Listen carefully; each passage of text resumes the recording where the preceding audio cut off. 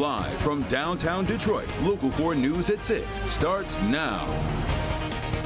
For years, criminals have gotten extra prison time for committing a felony using a gun. Now, Macomb County is putting its own version of the felony firearm rule in place. The county prosecutor is setting this new policy in response to what he feels is selective enforcement of that state-level statute. Well, now Pete Lucido says, bottom line, possessing a gun while committing a felony in Macomb County will add 2 years to your sentence. Sean Lay spoke with Lucido today, joins us live to break down what this new policy will mean moving forward. Sean. Kimberly, Pam, we sat down with Prosecutor Pete Lucido, Macomb County prosecutor, and look, he says something must be done, especially going into a new year, to get a handle on gun crime and gun violence, and by enforcing felony gun laws that are already on the books, in more cases, is a place to start. One with a gun in Macomb County is going to get you 2. We're going to charge it. Macomb County prosecutor Pete Lucido says something must be done about gun crime, and he's hoping to bring change in the new year.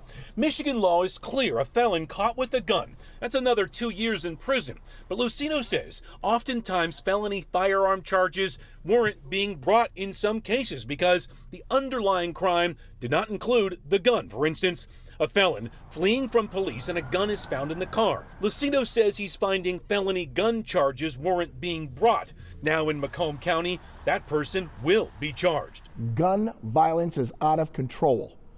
We need to go do something about it. This is the start that we're talking about. Now, put it into action come now. Right now, we're starting a brand new year, a brand new day. Let's make things change. If the person has a gun on them, it wasn't part of the crime when they stole the car, but having that gun on them means that we're charging with felony firearm. Was it a crime using the gun, or was it a crime where the gun was later found? Back here live, look, the law, as Lucido says, already on the books, wants to start enforcing them, even though if a gun is, say, in a car and not used in a crime, but a felon has that gun, he says that law needs to apply. Where is this coming from? He says, of course, gun violence, but also his talks and meetings with law enforcement all across the county. He said that's what law enforcement is asking for, more application of that felony gun charge. We're live tonight. Sean Lake, Local 4, back to you. Interesting. Okay, Sean, thanks. After nearly a week, the elevators in Westland Independent Senior Living Building are back up and running.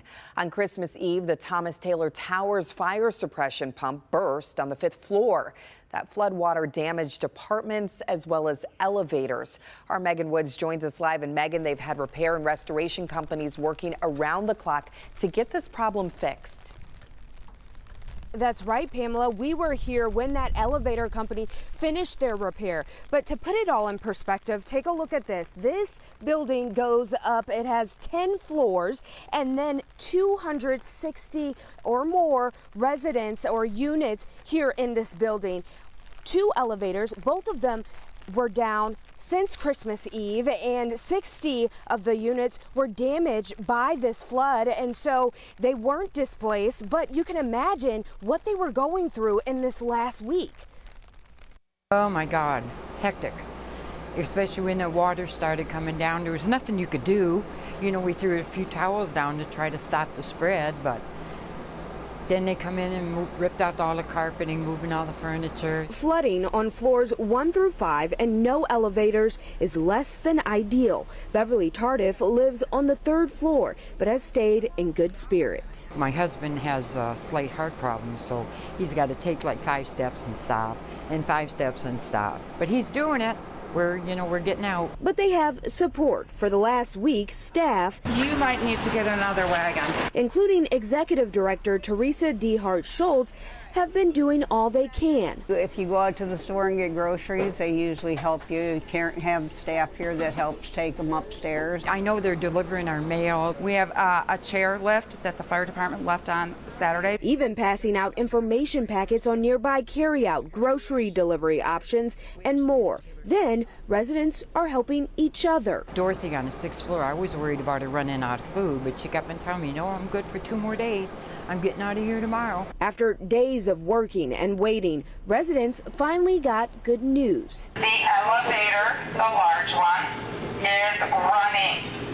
I can hear all your screams right now. Yay! So I'm going to surprise her by going to my apartment, getting some ice cream and getting some chips and taking it up and knocking on her door.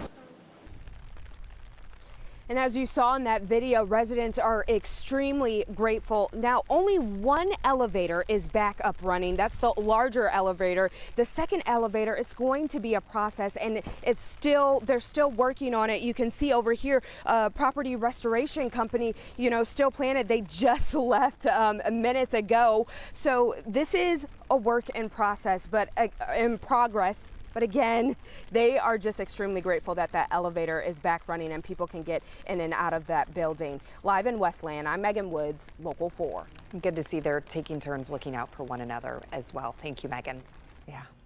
All right, well, the game planning, the practices, the news conferences are almost over. By this time tomorrow, we'll be more than halfway through the Fiesta Bowl between Michigan and TCU. So much at stake, with the winner moving on to the national championship game, of course. Yeah, that's right. And you can really feel that excitement building now if it wasn't already, which I think it was. Yeah, well, absolutely. Less than 24 hours until kickoff in the Fiesta Bowl. Number 2 Michigan taking on number 3 TCU. Our Hobie Artigue is in Scottsdale, where a Michigan pep rally is getting underway. Hobie? Yeah, you know what? Tomorrow night, probably State Farm Stadium is going to be filled with maize and blue, but tonight it's a baseball stadium here in Scottsdale, Arizona, getting fans ready for what's to come, of course, in tomorrow's national semifinal game. Now, players are excited, and they have been on quite a journey, 13-0 to get to this point. But they're not the only ones who have had a challenging road to get here, because some fans have had the same things happen to them as well. Take a listen. The college football playoff is back, and so too are the Wolverines, ready to meet TCU in Saturday's Fiesta Bowl. So I think it means everything, just to shut everybody up nationally and let them know we're Michigan, We're the powerhouse of the Big Ten, and we're here. Going 13-0, not easy for the team, but getting to Phoenix, not easy for some fans either. Then it was canceled, so then she got a rental car as soon as they opened. This Michigan family had their flights canceled, so they hopped in the car and made the 20-plus hour drive here to Arizona. The traffic in New Mexico is about 31 hours total. Wow, all to see Michigan play in the Fiesta Bowl. Yeah. We drove a long way. We've got to come back with a W. I mean, come on. We've got to bring it back. A lot of people know that we're here. A lot of people are supporting us from back home. Hoping to see a different result than last year. That Orange Bowl loss, a driving force for players this season. Man, that hurt. I just stood there and just watched and just really looked at everything that they were doing, and I wanted every part of that. We've come more focused. We've come because we've been here before. We know what it takes. A majority of the roster returns for this run, a group that Jim Harbaugh says is on the right track and playing for all the right reasons. It's a family.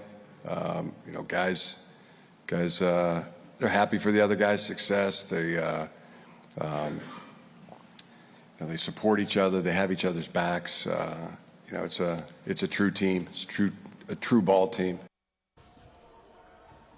Now, Michigan still is perfect. TCU was until the Big 12 championship game when they lost to Kansas State. But both of these teams are eerily similar, especially when it comes to second half comebacks. Coming up a little bit later in sports, we'll hear from both coaches on that topic as they try to finish this season stronger and stronger as they try to punch their ticket to the national championship game. That's the story in Arizona right now. Hobie Artigue, Local 4.